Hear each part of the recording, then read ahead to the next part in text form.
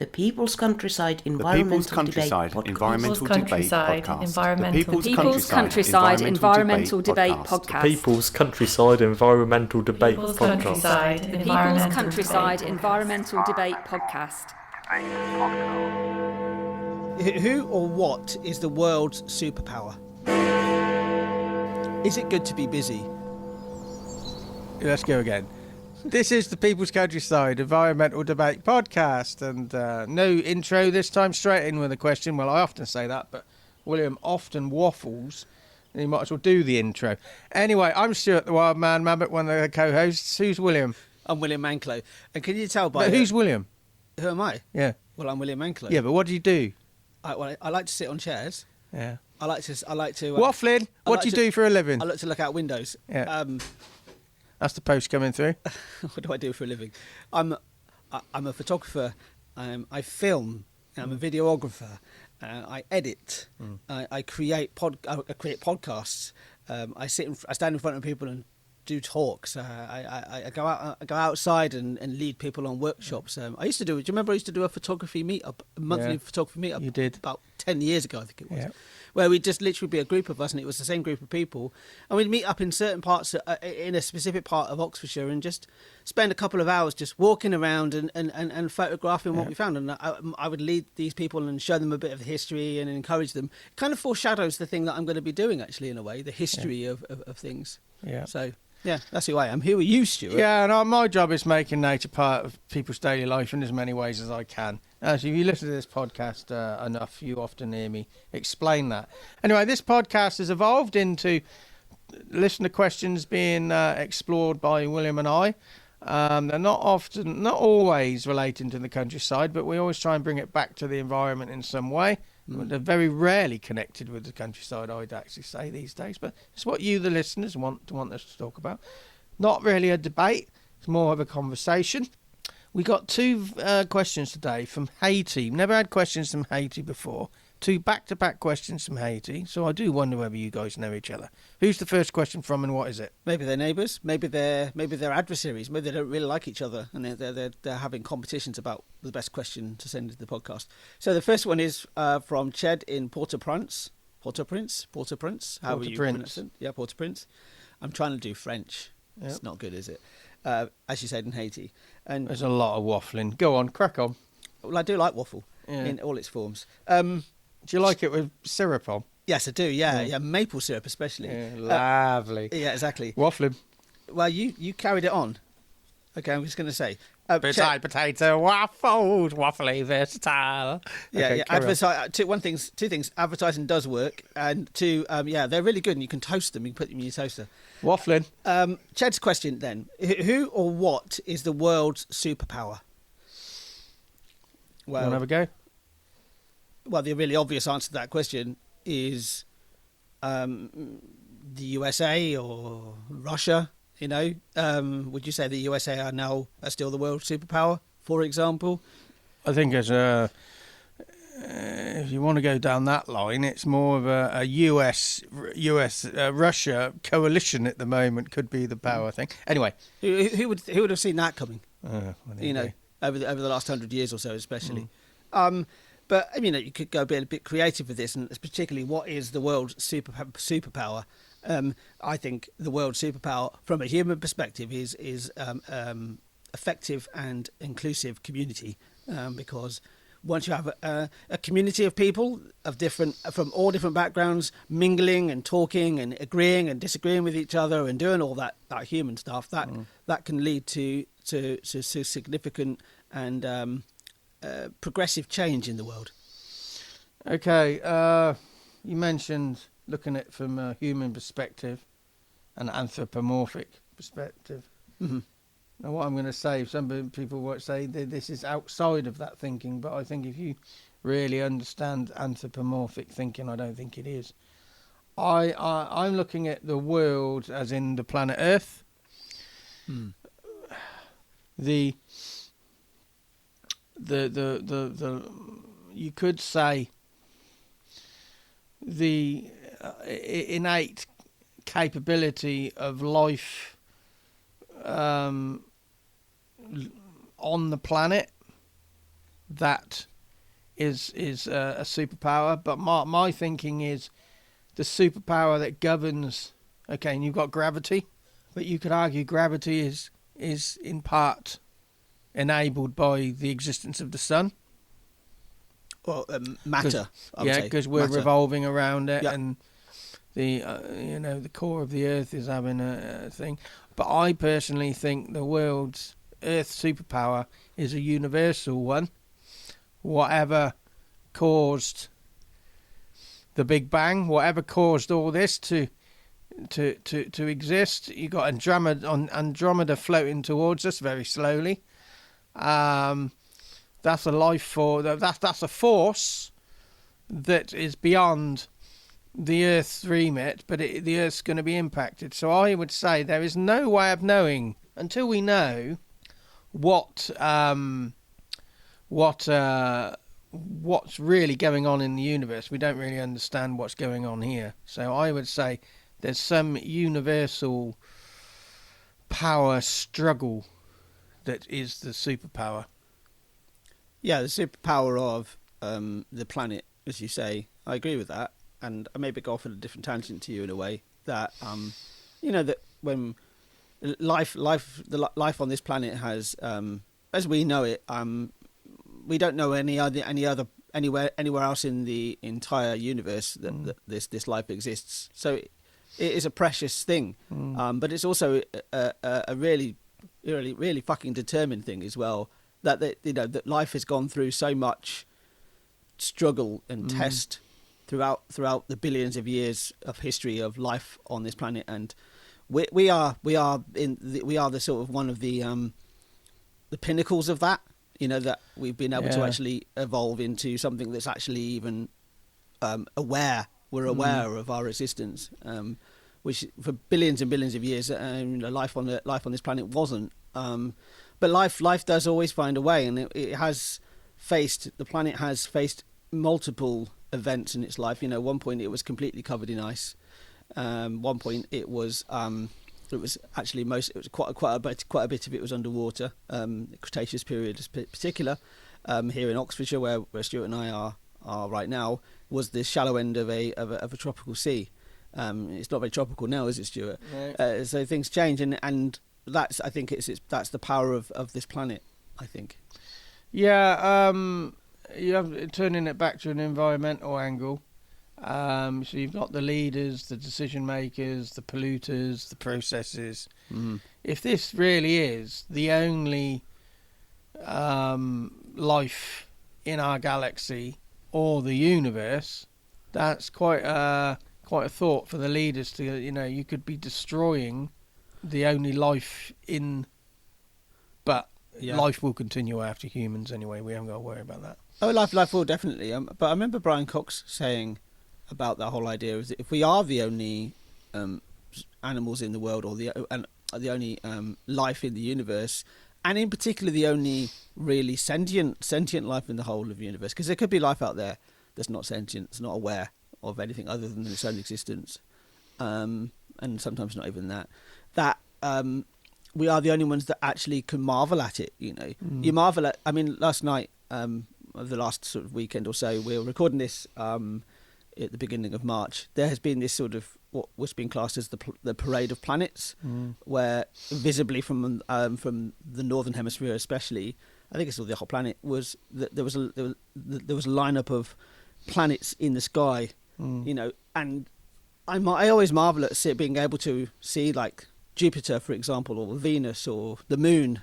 The moon at the moment is complete. It's a completely new moon, and being able to almost see the reflection of the Earth off the moon, so you can actually see the unilluminated side of the moon, and that's something we can marvel at. We actually can appreciate it, but we might be the only species in the entire universe that's actually able to marvel at that. And Brian Cox's argument was that, if we were to go extinct, and that would be a loss to the universe, that it wouldn't be anybody actually even just appreciating the beauty of not just the world around us, but also the entire universe as well. Something Brian Cox, I saw him, he didn't say it the other day, but I saw this the other day. He was saying about black holes. and matter gets sucked into black holes, and the black hole will remove any recording of the existence of it. You just turn into stretch you out, and then you don't exist. And he was saying, but black holes can just disappear. It'd come to the end of their life. And then he was saying, throwing the question out there, what happens to all the stuff inside a black hole if it ceases to exist as well? The human mind has no capacity to even begin to understand that. Well, yeah, because it's really hard to understand, like even just like billions. You know, when you think somebody's a billionaire, for example. So you could say, you know, the power of money is one thing, isn't it? Right. That is in the from a very human-centric point of view, money is power, right? But to actually even think about a billion pounds, for example, or $1 billion, or whatever you want to think about it. I heard a great analogy recently about how you can kind of get your head around that. Is that it was just it was a comment on a particular article in a particular newspaper in the UK that was saying about £8 billion spent on something. Actually, the figure was £10 million, not £8 billion. And the way they figured it, the way they worked it out was actually to make it easier to understand is that, you know, if you transpose the pounds into seconds, that £10 million is roughly about 4 months, and £8 billion is pretty much about 250 years. So you know, it's good to analogize that type of thing, and I think that kind of makes things more understandable. So if you think about like you know, when you think like Elon Musk is the richest person in the world with a fortune of $45 billion, you can kind of like, maybe if you transpose it into something like seconds, then you can understand it, and then actually because you can understand it, then you can question it, and that gives you power, I think. The thanks, Ched, for that question. Thank you, Ched. Thank you. Something I just want to raise. We're up to about 15 listener questions lined up now. They're coming in thick and fast. But something you said before we recorded, William, is we've got a relatively new listener who actually said they liked the stereo effect of our recordings, which has always been our trademark. I'm in the you're left ear, aren't you? I'm in the left ear, and you're in the right. Yeah. And what's the purpose for that? Because that was your creative decision, Stuart. Well, it was what I did on the radio show. I always like listeners to feel like they're sat round a campfire, involved in the conversation. You know, so that was always something I try and do. And it's a great test for your headphones as well. So if you're hearing one of us really quietly, it might be time to get a new pair of headphones. Yeah. Also, that new listener went on to say how much they enjoyed, you know, the challenging their own assumptions, and just hearing a fresh perspective about things. Should we give him a name check? Yes, it's my friend Elliot. Elliot, yes, yeah. That's exactly the reason why you said it. Yeah, I know. And Elliot, if you're listening to this episode, phone home. Your mum wants to hear from you. Ignore what Stuart is saying. Elliot, if you're listening to this particular episode, send a question in. It won't be discussed until September at the earliest, I think. Probably made him regress into some sort of childhood sort of trauma, me doing the Elliot impression, because he's of the generation where he would have had kids at school go Elliot. Right. Yeah. Right. Sorry about that. It just has to be said. Anyway, Fendi from Dajabon in Haiti. Haiti. I do wonder if Ched and Fendi know each other, or they don't like each other. If you do know each other, set up an ice cream company. Ched and Fendi. Yeah. Or you could be Fed and Chendi. I like just doing a bit. Or comedians, Dead and Bendy. For God's sake. Okay. Well, stop waffling. You're waffling now. Yeah. So what's the question? Fendi, thank you very much for your question, and it's your first question, as well as Ched's. That was your first question as well. Fendi's question is it good to be busy? No. Why not? Because his busyness is just... Being busy is... Can be ineffective. Actually, you know, I said flat outright no. Actually, sometimes business is useful. You know, if you're trying to get through something, get through a tricky part of your life, you know, as long as you're not using busyness to self-sabotage, mask, you know, your self-doubt, or mask or stop yourself from making progress in something that's difficult in your life. Or putting off a decision. I think being busy sometimes, being busy in your garden, doing a little bit of gardening in your work, doing a bit of gardening, or doing a little bit of busyness in your house, making sure you're keeping your place tidy and that type of thing. I think that's okay. Many people I've met over the years in business are busy doing nothing. They're I've got a meeting here, meeting there, but they're not actually doing anything. It's a in-your-face form of self-sabotage. As I've often said, my accountant says you can be a busy fool, and I think I'll just leave it at that. Are you genuinely doing something, or are you just pissing about, making it look like you're busy? I used to have a guy called David. I'm not going to say his surname, but he used to work for me, and he was very good at making himself look like he was doing something. Yeah, there's a woman who, I won't say her name, Carol. Used to work with my mum, ironically, who's had the same name. And she worked with her in a particular place, and I worked there as well. And my mum said to me one day, she said, "Well, just watch her. If you don't watch her, she looks like she's busy, but actually she just makes a lot of noise. Yeah, like moving stuff around. They were worked in the kitchen together, so she put something down, she'd put it down a little bit harder than." Yeah. But she'd be just moving stuff around and not doing anything. Yeah. So it looks like she's doing something.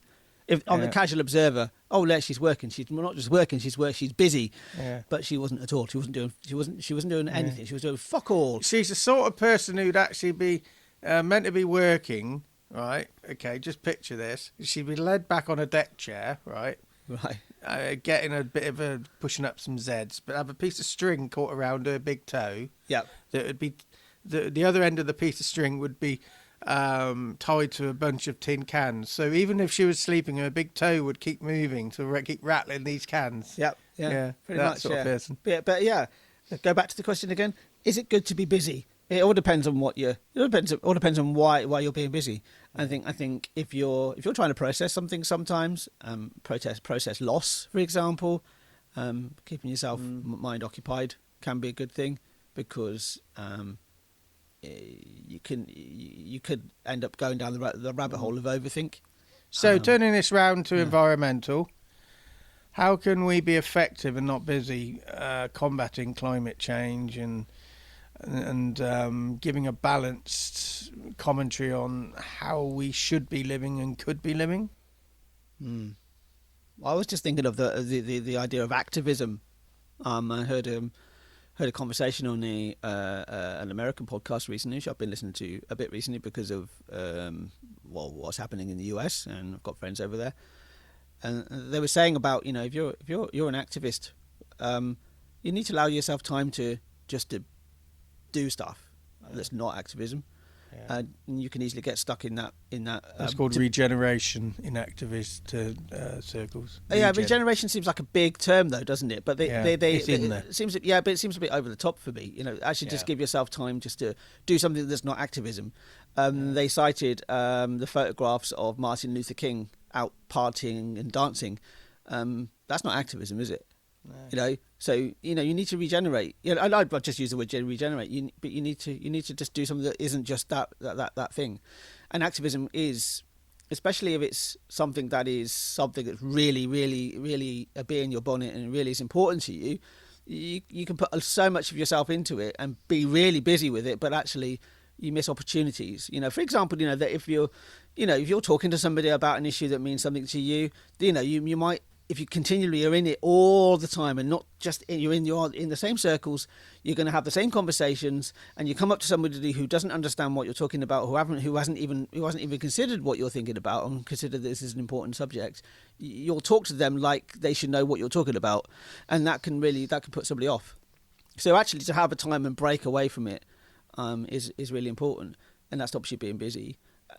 I was going to also go on to say is exactly what we do with the podcast. We could actually rattle out maybe 10 episodes in a recording session, Stuart, for example, if we really wanted to. But we like to do 2 episodes recording session and then have a break, because life happens. Yeah, a couple of weeks break. Yeah, like life happens, doesn't it? And something else comes in like this. Like I'm citing this podcast episode. That I wouldn't have done that if we hadn't had that break. Anyway, thanks for being with us. I'll just leave you with this thought. Elliot.